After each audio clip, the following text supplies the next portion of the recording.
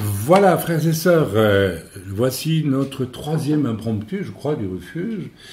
Et donc, ça va paraître sur YouTube et sur notre site pour aller voir sur vos téléphones. Et le titre, je pense, sera « Le royaume des cieux est forcé et ce sont les violents qui s'en emparent ». Qu'est-ce que ça veut dire, ça? Le royaume de Dieu est forcé. Écoutez, le royaume des cieux, ce n'est pas le royaume de Dieu. Le royaume de Dieu, pour moi, il y a une similitude entre le royaume des cieux et le royaume de Dieu, parce que c'est toujours un royaume divin. Le royaume de Dieu, c'est le règne de Dieu sur la terre. Nous prions le Notre Père. J'espère que tu entends, vous. Pour moi, c'est même qu'on lui a prié de Notre Père il y a 3 jours. Notre Père qui es aux cieux, que ton règne vienne sur la terre comme au ciel. Donc le royaume de Dieu, c'est lorsque nous sommes des vainqueurs et des violents qui s'emparent du royaume des cieux et nous ramenons des cieux la bénédiction sur la terre. Je vais m'expliquer. Nous allons lire un passage dans Acte 22. Nous allons lire tout, si vous voulez bien. Ce n'est pas tout, mais une bonne partie. Et nous allons méditer sur un homme qui s'appelle Paul. Homme, frère et père, c'est Paul qui parle. Écoutez ce que j'ai maintenant à vous dire pour ma défense. Parce que tout homme de Dieu, tout chrétien, tout juif messianique, tout ce que vous voulez, qui vraiment amène le règne de Dieu sur la terre, la première façon d'amener le règne de Dieu sur la terre, c'est de déclarer aux gens ce que nous n'arrêtons pas de déclarer en ce moment. Je ne vous dis plus que Dieu est amour, et puis c'est tout. Je vous dis que tous sont pécheurs, ça veut dire vous aussi. Et que la colère de Dieu est patiente, mais elle est là, sur votre vie. Et vous pouvez vivre toute votre vie comme des pécheurs, mais au final, la colère de Dieu sera sur vous. Vous serez jugés.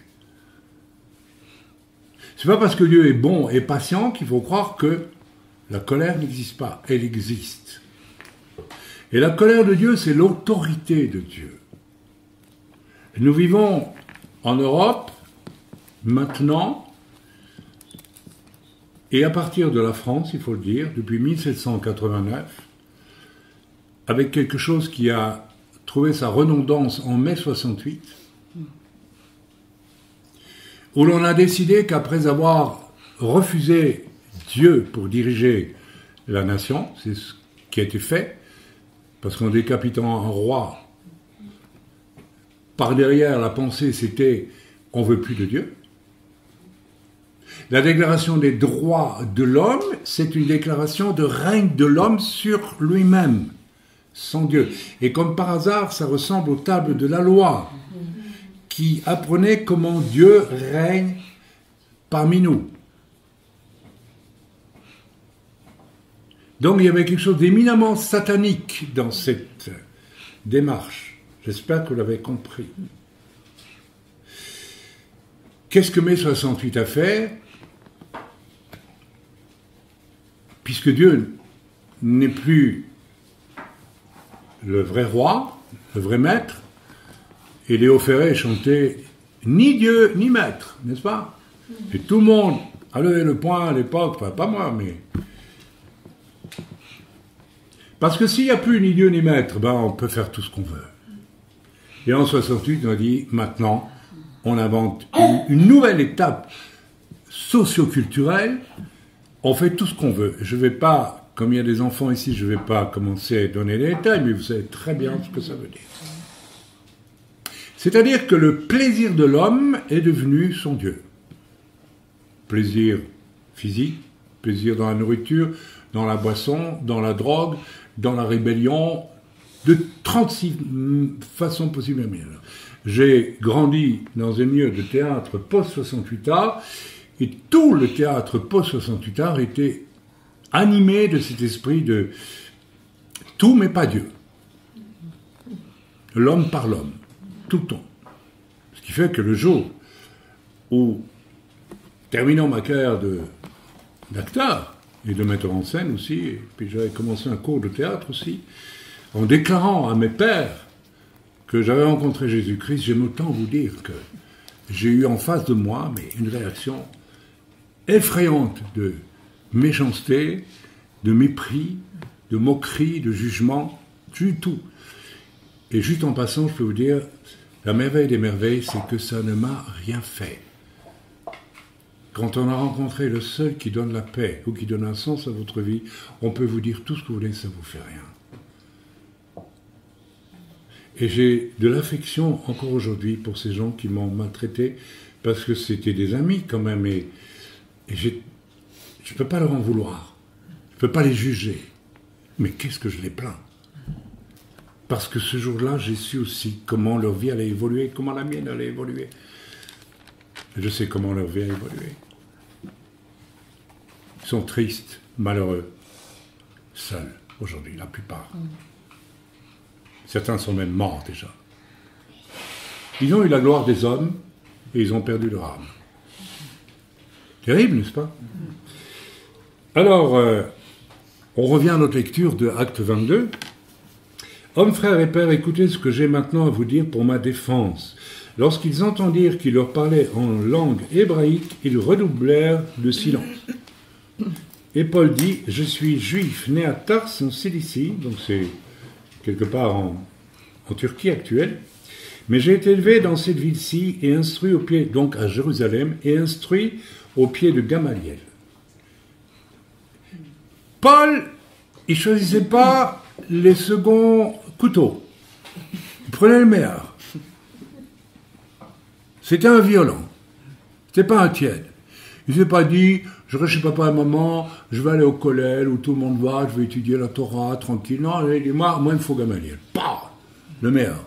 Ah oui. Retenez ça. Il voulait le meilleur. Il voulait le meilleur ou rien. Vous avez déjà un indice pour savoir quels sont ceux qui peuvent être de ces violents qui s'emparent des choses qui sont cachées au ciel et qui doivent être révélées.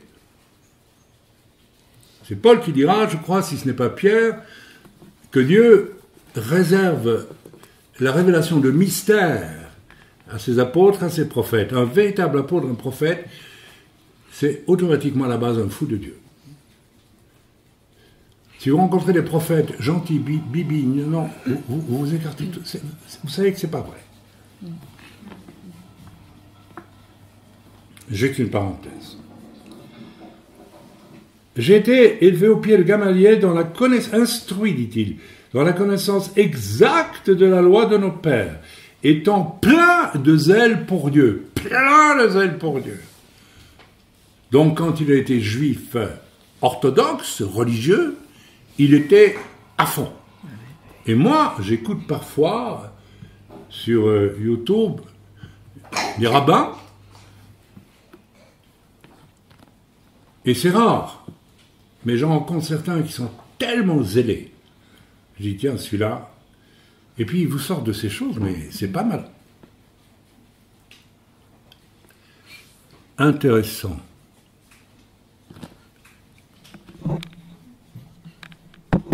Pas mal intéressant.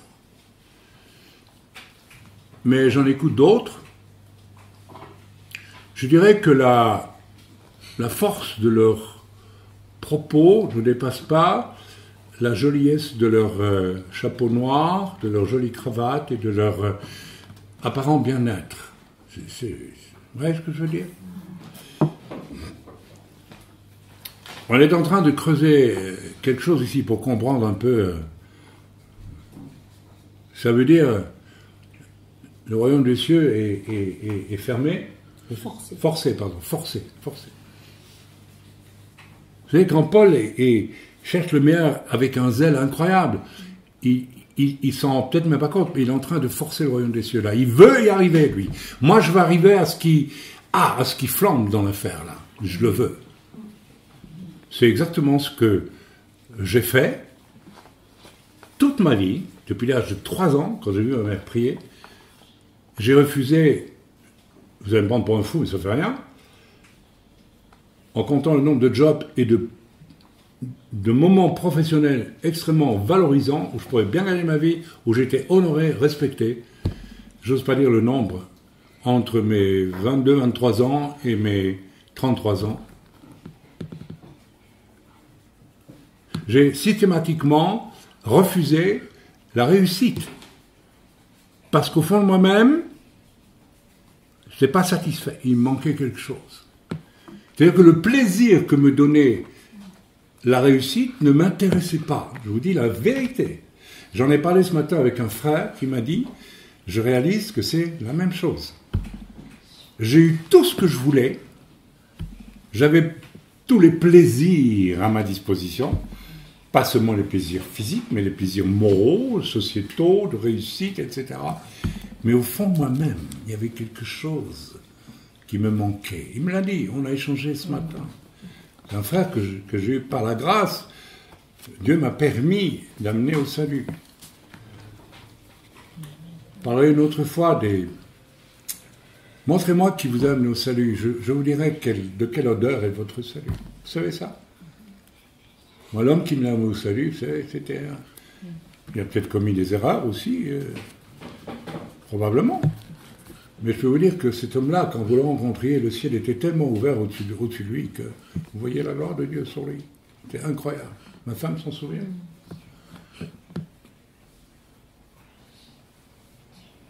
J'ai été le seul à pouvoir répondre à mon besoin le plus profond, celui qui m'habitait depuis mon enfance.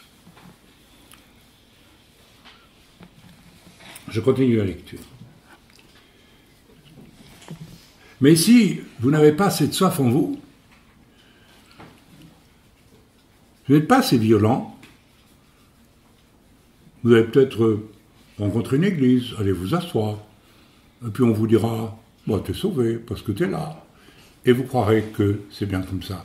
Et votre quête va s'arrêter là tout de suite. Et c'est, hélas, le cas de tant de gens qui se disent chrétiens. On va toucher aujourd'hui une chose extrêmement importante. Le royaume des cieux doit être forcé. On doit vouloir le forcer, oui, et les violents s'en emparent du royaume des cieux. S'emparent des trésors de Dieu. Oui, il y a... Je veux dire, mais qu'est-ce qu'il nous prêche là? Tout est par grâce. Oui, tout est par... Le salut est par grâce. Mais le royaume des cieux, selon l'Écriture, il est là pour que les violents s'en emparent. Et pas s'emparer d'une religion, hein, ça va.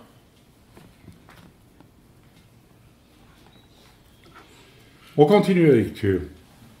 Ça vous parle? Amen.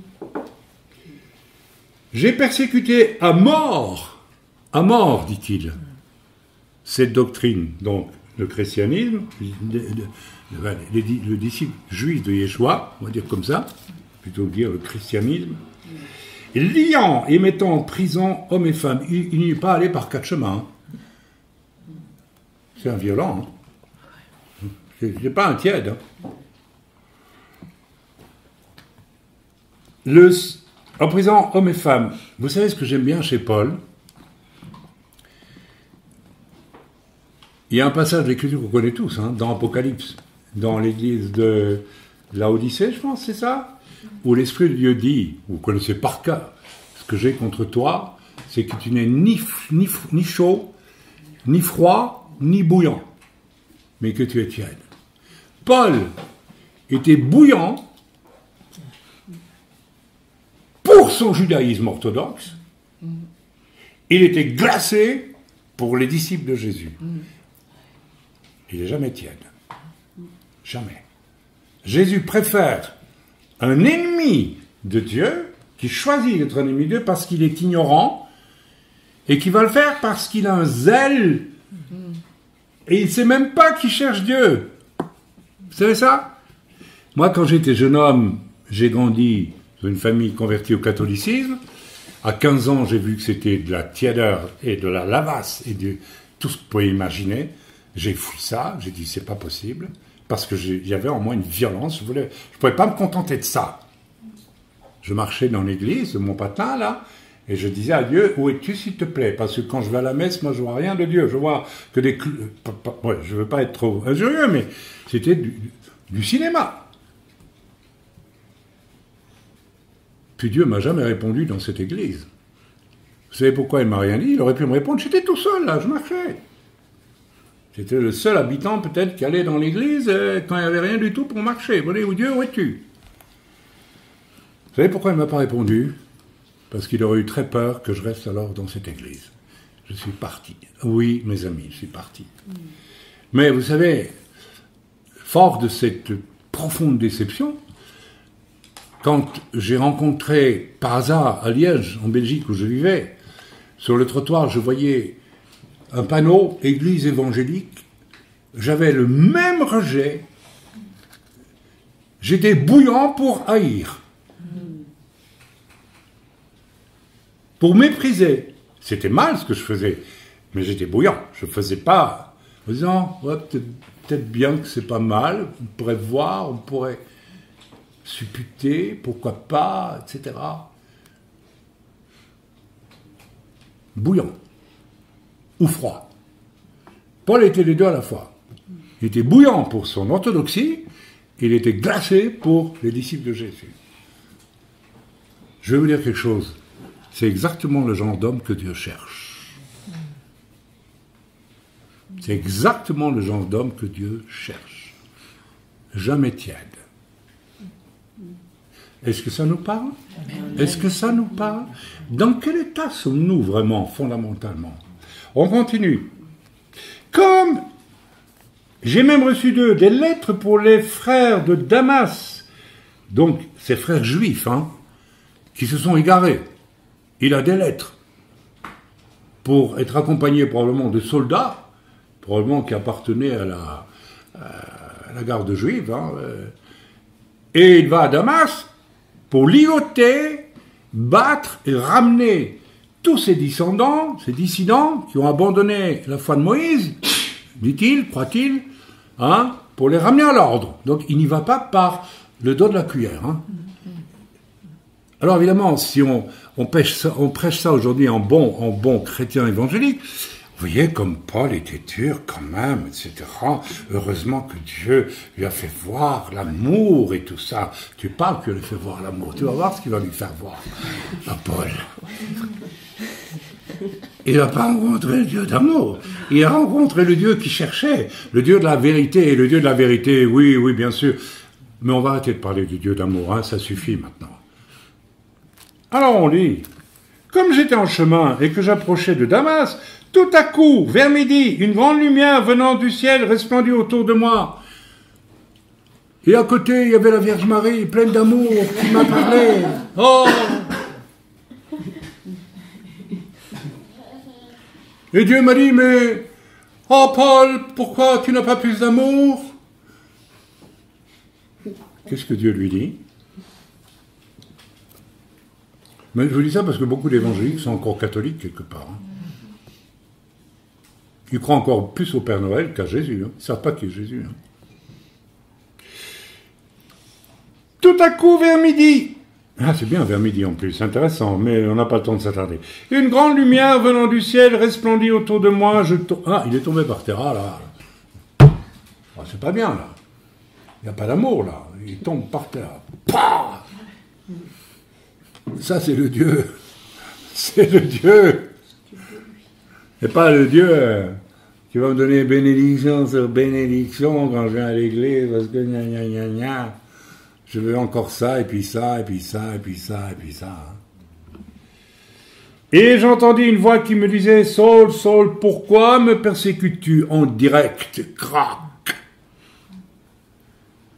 Mais je vous pose la question. À qui Jésus, parmi nous, a-t-il pu dire « Pourquoi me persécutes-tu » ?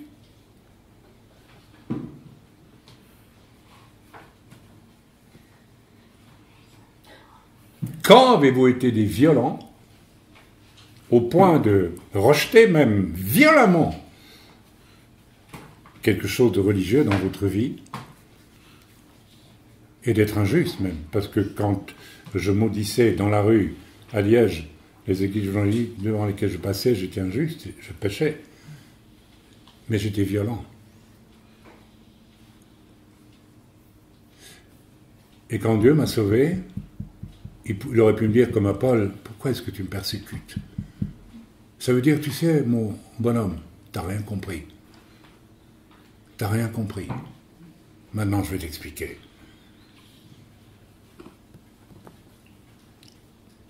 Je répondis, qui es-tu, Seigneur? Et il me dit, je suis Jésus de Nazareth que tu persécutes. Ceux qui étaient avec moi virent bien la lumière, mais ils n'entendirent pas la voix de celui qui parlait. Ça, c'est intéressant. Il est accompagné de Zozo, en arme, là, qui l'accompagnait, mais qui n'étaient pas des violents, qui cherchaient quelque chose, donc ils n'ont rien entendu. Je vous dis qu'il y a des milliers de chrétiens qui n'ont rien entendu, et qui suivent, comme les soldats qui suivent Paul, tagadak, tagadak. Et vous avez des millions de chrétiens qui suivent un ministère ou une église, tagadak, tagadak, et qui n'entendent rien. Ils n'entendront jamais rien. Pourquoi? Parce qu'ils n'ont pas une soif. Ils ne sont pas violents. Ils ne sont pas ces violents qui s'emparent du royaume des cieux.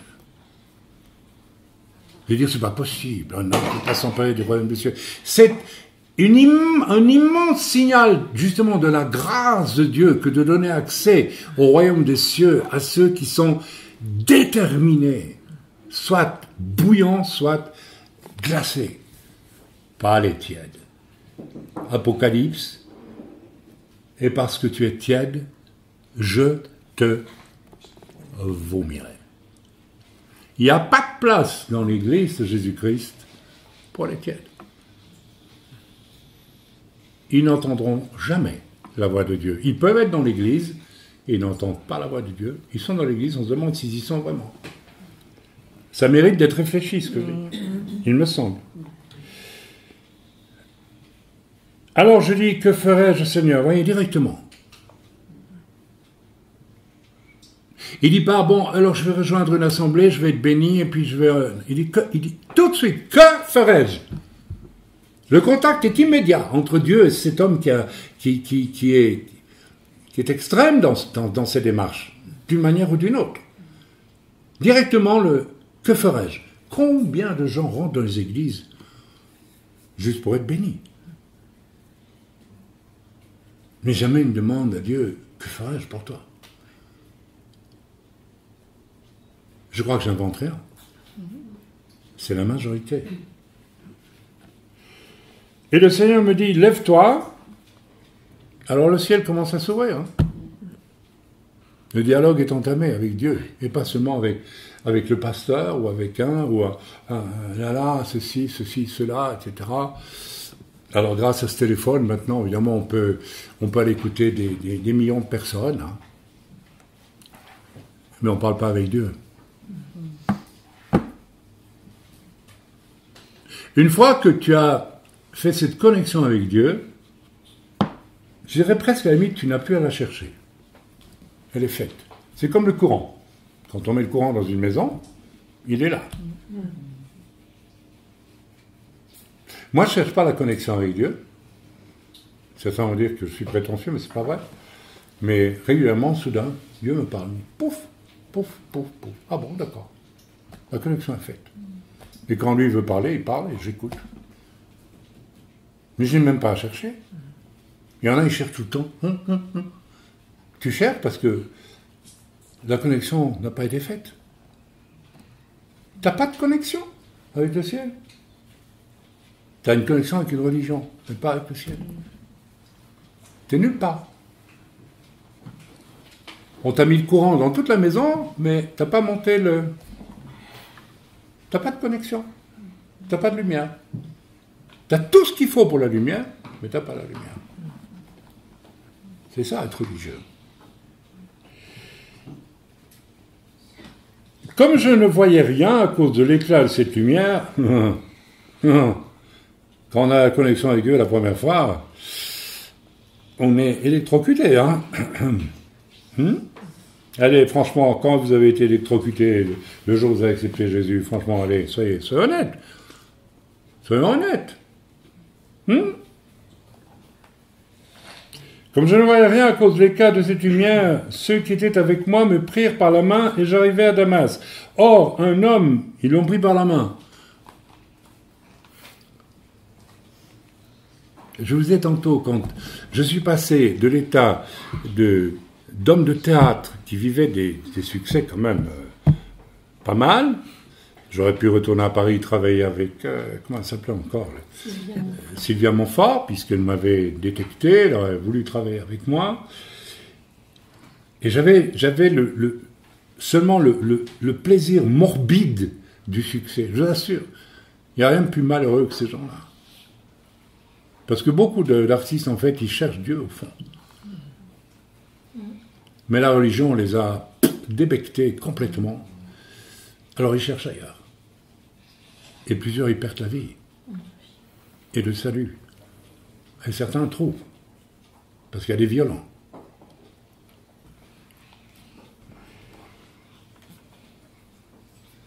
Mais j'ai trouvé extraordinaire que cet homme orgueilleux, mais orgueilleux comme... J'ai honte de le dire encore aujourd'hui. J'ai déjà donné mon témoignage quand j'ai vu, au moment de ma conversion, qui j'étais. Et que j'ai dit, je ne veux pas. Et je suis tombé à genoux dans une église 2 semaines après ma conversion, devant tout le monde. Je me fichais complètement que les gens me voient à genoux. Pas, je voulais la solution, je voulais une délivrance réelle de cet homme orgueilleux dont l'orgueil qui vient de Satan faisait obstacle entre lui et Dieu. Même si j'avais levé la main, j'avais accepté Jésus. Le ciel n'était pas ouvert pour moi, il était fermé. À cause de moi, de mon orgueil. Et lorsque je me suis mis à genoux, alors cet homme de Dieu est venu au-dessus de moi, il a dit que tes chaînes sautent. Et j'ai senti des chaînes sauter sur ma poitrine. Et là, j'ai déjà témoigné 100 fois, j'ai vu le ciel s'ouvrir et quelque chose de Dieu descendre sur moi. Ça s'appelle une onction. Elle ne m'a jamais quitté depuis cette onction. Et j'ai rejoint une église, et puis une autre, parce que la première, je ne vais pas rentrer dans le détail, je suis resté 15 jours.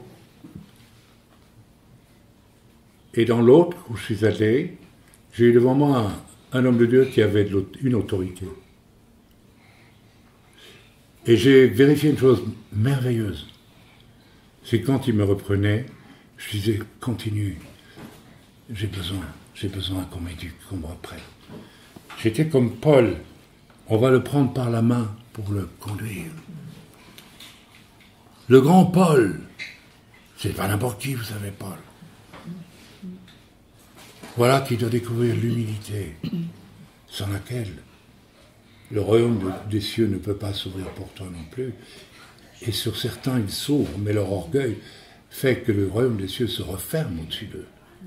Est-ce que le royaume des cieux, si c'est jamais ouvert sur ta vie, est resté ouvert jusqu'à ce jour, ou est-ce qu'il est refermé? À nous de réfléchir. À nous d'être honnêtes. Je vous donne des clés, il me semble. Amen. Or, un nommé Ananias, homme pieux selon la loi. Alors, Ananias était un des premiers disciples et il dirigeait l'assemblée de Damas, je pense. C'est ça, hein? Mais ici, la Bible, alors ça c'est intéressant, nous le présente comme un homme pieux selon la loi. Un juif qui a compris que Yeshua est le Messie, est néanmoins encore un homme pieux selon la loi. À votre avis, selon la doctrine évangélique et catholique du rejet d'Israël pour un nouvel Israël que serait l'Église, cet homme-là, on devrait le condamner. Quoi? Il respecte encore la loi? L'Écriture est en train de nous dire, vous êtes complètement égarés. On peut très bien respecter la loi, je suis désolé. Ce que Paul va reprocher à certains prédicateurs, c'est pas de respecter la loi. Paul respectait la loi lui-même. Il portait les tzitzit, il mangeait kasher, il était circoncis, il a fait circoncire. Ce qu'il va reprocher dans la circoncision ou l'enseignement de certains, c'est de vouloir imposer la loi à des gens qui n'ont jamais été sous la loi. C'était de l'orgueil de vouloir le faire. Mais Paul n'a pas renié la loi. Paul a fait respecter un vœu de naziréat. Il s'est fait tondre les cheveux, il avait fait un vœu. On dit oui, mais peut-être que c'était les circonstances. Non. Paul était un homme. D'ailleurs, il le dira à certains moments. La loi est-elle mauvaise? Non, loin de moi, cette pensée, elle est bonne. Mais elle est plus intéressante encore quand elle est accomplie. Donc, la plupart des chrétiens, vous vivez avec cette illusion. On n'est plus sous la loi. Donc, la loi accomplie, ça veut dire je suis libre, je peux faire tout ce que je veux. Et on fait tout ce qu'on veut. C'est-à-dire qu'on va fabriquer un christianisme qui est censé me procurer tout pour mes plaisirs. Et voilà. Et voilà. 2000 ans de christianisme avec un minimum d'hommes et de femmes qui ont compris que tout ça était pipeau. Et il me dit, cet homme donc... Ah oui, attendez. Or, un nommé Ananias, homme pieux selon la loi, et de qui tous les juifs, même ceux qui étaient encore sous la loi, et seulement sous la loi, demeurant à Damas, rendaient un bon témoignage. Waouh! Donc, il croyait en Jésus, mais il continuait à être un juif qui pratique la loi, sans l'imposer aux autres, et du coup, il est estimé de tous les autres juifs. Vous savez pourquoi les juifs aujourd'hui ont très difficile quand vous venez leur témoigner de Jésus? Parce que Jésus que vous présentez, ils ne savent pas ce qu'il est. Or, Jésus était juif. Jésus portait les tzitzit, priait comme un juif, mangeait kasher. Absolument. Allait à la synagogue, allait au temple. Au même instant, alors, il vint se présenter à moi, il me dit, Saul, mon frère, recouvre la vue. Vous voyez, voilà un juif sous la loi qui a le don de miracle. Ah oui, alors là, ça jette un pavé dans la mare évangélique. Hein, ah oui, tout ce que j'ai entendu, moi. Vous savez, quand j'ai redécouvert mes origines juives, c'est à travers je vous raconte en 2 mots, un pasteur évangélique, breton. Il était venu dans l'église où j'étais, l'église où j'étais heureux, hein, c'était bien, parce que j'ai eu 1 année et demie où j'ai passé mon temps à goûter la discipline et l'autorité d'un homme de Dieu. Il n'y a rien de plus formateur que ça. J'ai jamais rechigné. Je savais quand je faisais quelque chose qui n'était pas bien, ou pas juste, on me dit, on ne devait pas me dire une 2e fois. Pourquoi? Parce que je suis un violent. Je suis désolé. Le violent, on ne va pas lui dire 2 fois les choses. Celui à qui on va dire 2 fois, 3 fois, 4 fois, c'est un tiède. Il sera vomi. Dieu le vomit déjà maintenant. Dieu vous vomit si vous êtes de ceux à qui l'autorité ne vous sert à rien qu'à répéter toujours les mêmes choses. Vous êtes vomi par Dieu. Vous êtes déjà vomi. Je vous le dis, franchement. Je dis ça pour tous les gens qui vont écouter ce court message. Vous croyez que j'ai tort? Non. Je suis archi-biblique. Mon frère recouvre la vue. Au même instant, je recouvrais la vue. Alors c'est pas mal. Donc, un juif qui respecte encore la loi, qui est apprécié de tous les juifs, ceux qui croient en Jésus, ceux qui ne croient pas encore, hein, et il a dans le miracle, s'il vous plaît. Allez, pouf, c'est parti. Attention. Hein. Oui. Voilà. Et c'est pas tout. Au même instant, je recouvrais la vue et je le regardais. Et il va parler, cet homme. Il dit, le Dieu de nos pères. Ah bien, il dit le Dieu de nos pères. Il parle en juif orthodoxe, là. Le Dieu de nos pères. Le Dieu d'Abraham, d'Isaac, Jacob.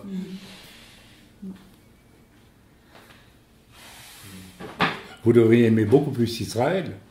Vous avez l'opportunité d'être greffé sur Israël, et vous l'avez été. Mais vous ignorez le Dieu de nos pères. Le Dieu de vos pères, c'était le Vatican, C'est Calvin qui a fait brûler au moins 30 personnes. Oui, y compris Servet. Oui, oui. C'est Luther qui a écrit un livre abominable sur les Juifs et a ouvert la porte pour la Shoah. Voilà vos pères. Voilà les dieux de vos pères. Voilà où ils sont. Il faut revenir à Israël, mes amis. Il faut revenir. Et je vous encourage à écouter même enseignement certains rabbins. Jésus a dit lui-même, vous avez toujours les gens dans la chair de Moïse pour vous enseigner. Ça veut dire qu'il a dit lui-même, écoutez-les. Il l'a dit lui-même, Jésus. Il n'a pas dit, fini, terminé.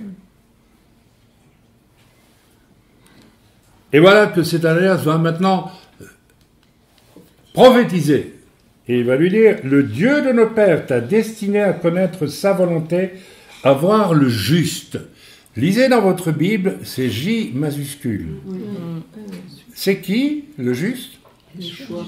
Non, c'est Dieu, dans sa plénitude. Quand Paul a été ravi au ciel, il a vu qui? Le Père Noël? Non, il a vu Dieu. Il a vu Dieu. Il a vu le juste. Vous croyez qu'il n'y a que Jésus qui est juste? Non. Vous vous rendez compte de ce qui est écrit là?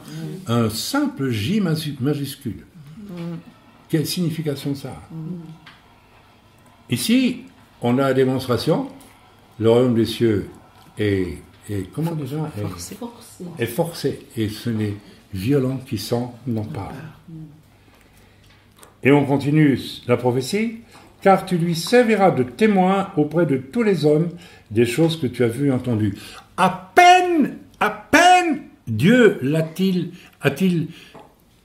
s'est révélé à cet homme violent, à peine, quelques instants après, il reçoit déjà sa mission. Quelle mission vous avez reçue quand l'électricité a été établie entre Dieu et vous à votre conversion? J'ai prêché il y a des années, que je priais un jour et Dieu m'a montré tout mon parcours jusqu'au dernier. Et le dernier, le Seigneur m'a dit, tu finiras ta vie à Jérusalem. Et je vais la finir à Jérusalem. Je n'ai pas besoin de prophète, moi, pour venir me dire. Normalement, si le contact est pris avec Dieu dès le départ, nous sommes les prophètes de nous-mêmes. Nous pouvons l'être. Quelle force! Quelle force de savoir. Dieu m'avait montré, hein, tu vas quitter la Belgique, tu vas aller dans ce pays, etc. Là, tu vas parcourir diverses parties du monde, etc. Tu passeras même dans telle région, etc., où tes ancêtres, tout un parcours, qui en même temps me donnait un parcours de ma famille. C'est très intéressant.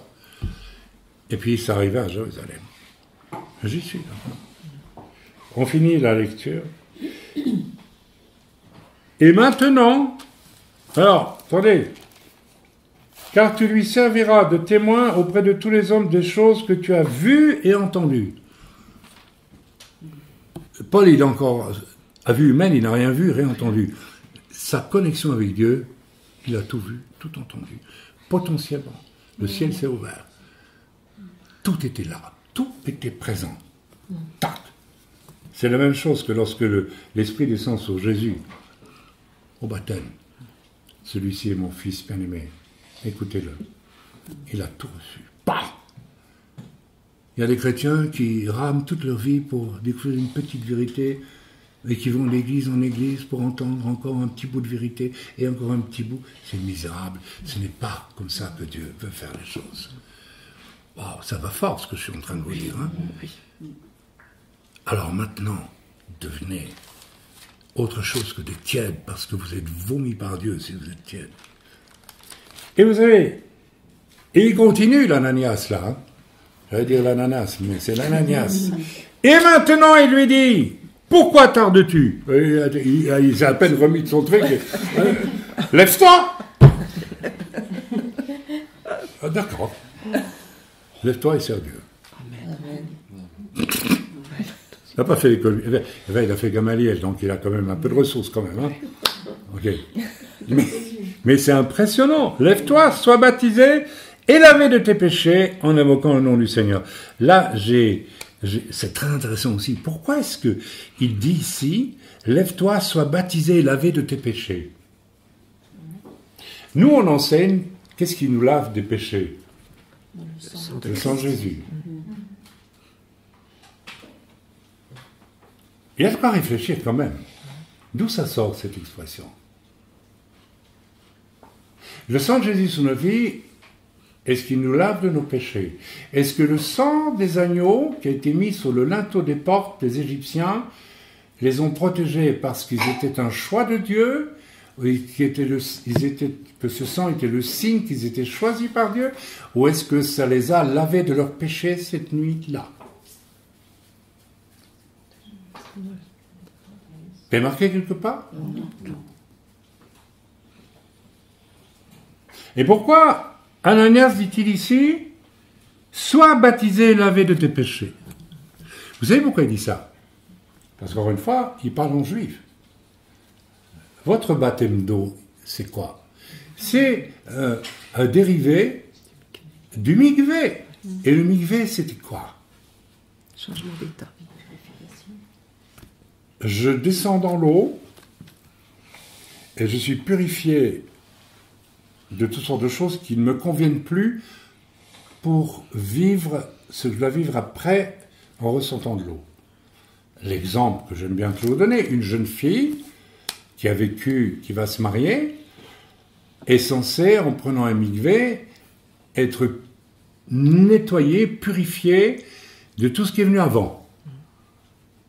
Y compris, je dirais, ça va très loin, pour finalement ressortir du mikvé comme vierge et pure pour son mari. Donc, le mikvé purifie. Donc je crois que au départ, le baptême chrétien était un mikvé qui lavait aussi les péchés.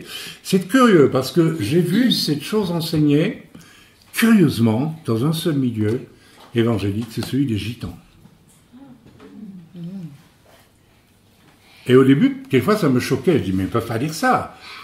C'est le sang de Jésus. Non, le sang de Jésus, je crois que c'est le signe que nous sommes sauvés. Et je sais que je vais loin, hein. Enfin, je ne veux rien affirmer maintenant, j'aimerais bien qu'on réfléchisse là-dessus. Mais là, visiblement, d'après ce qui est écrit là, le mikvé me nettoie aussi.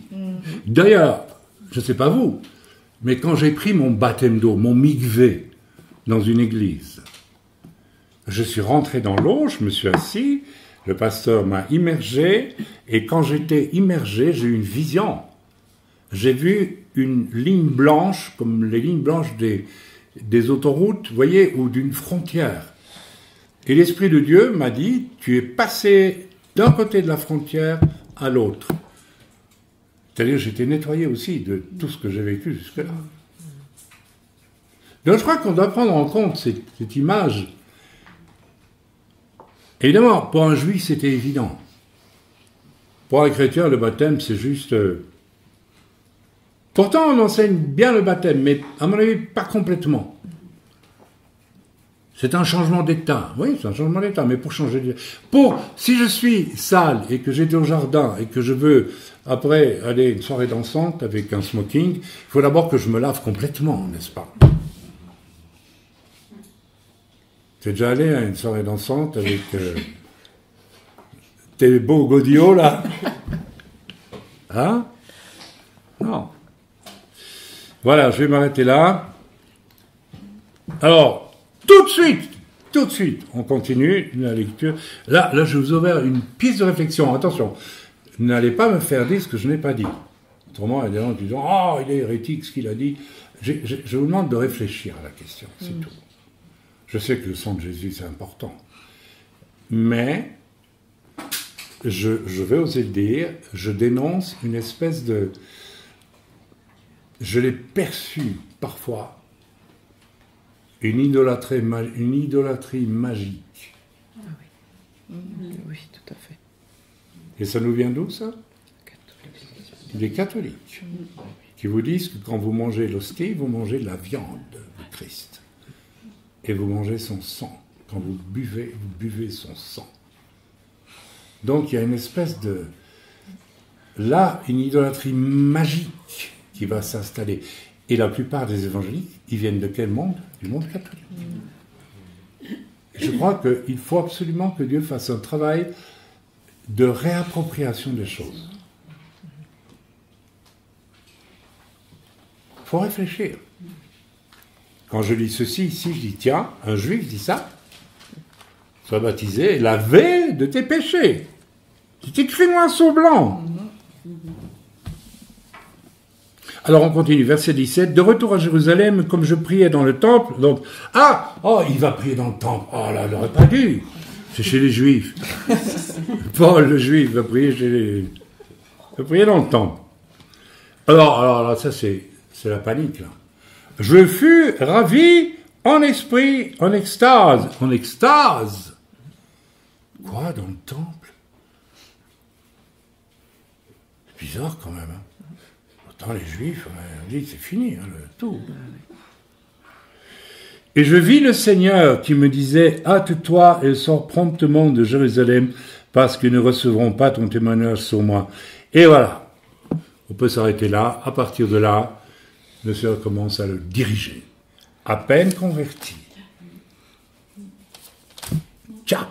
Connexion faite avec Dieu, c'est un violent. Il a forcé, il est rentré. Et Dieu a dit, bienvenue au royaume des cieux, maintenant je vais commencer à diriger ta vie sur la terre. Voilà ce que Dieu veut pour chacun d'entre nous. Si vous n'avez pas encore découvert ça, mettez-vous au travail, cherchez s'il vous plaît.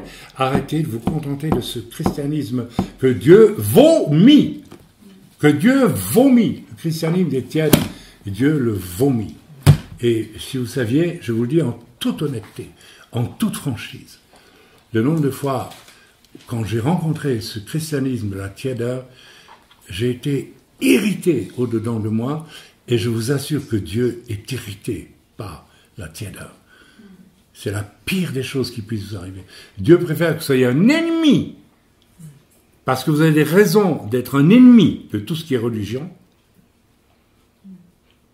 ou un fanatique de votre religion.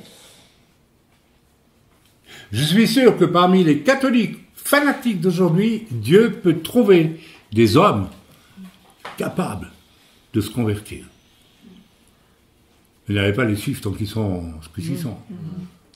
Parce qu'il y a une violence. Vous savez, Saint-Augustin, tout le monde le sait, était un débauché de première. Toute sa jeunesse, il était débauché. Il courait après les femmes, il couchait avec les femmes, s'amusait. Sa mère était chrétienne, elle priait pour lui. Mais il était violent. Il était violent dans le mal. Moi, j'ai péché aussi, hein.